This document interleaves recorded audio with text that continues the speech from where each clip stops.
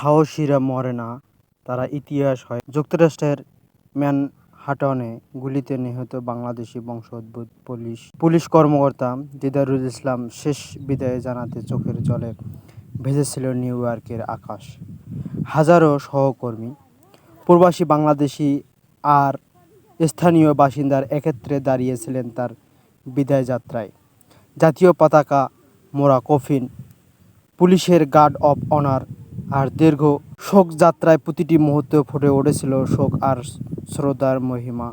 দিদারুল ইসলাম শুধু একজন পুলিশ কর্মকর্তা নন, তিনি সাহসের প্রতীক, কর্তব্যের পথে জীবন উৎসর্গ করা এক নায়ক। নিউ ইয়র্ক তাকে হারিয়েছে, কিন্তু ইতিহাস তাকে মনে রাখবে চিরকাল। গভীর শ্রদ্ধা দিদারুল ইসলামকে।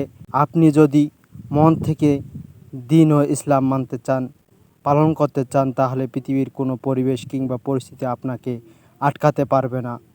নিউ ইয়র্ক কর্মরত বাংলাদেশি বংশধর পুলিশ সুপার কর্মরত অবস্থায় সন্ত্রাসীদের হামলায় নিহত হয়, তাই নিউ ইয়র্ক পুলিশ তাকে রাজকীয় রাষ্ট্রীয় সংবর্ধনা উপহার দেয়। ওই পরিস্থিতি বিশ্ববাসীকে তাক লাগিয়ে ইসলামের মহান আদর্শ তুলে ধরে।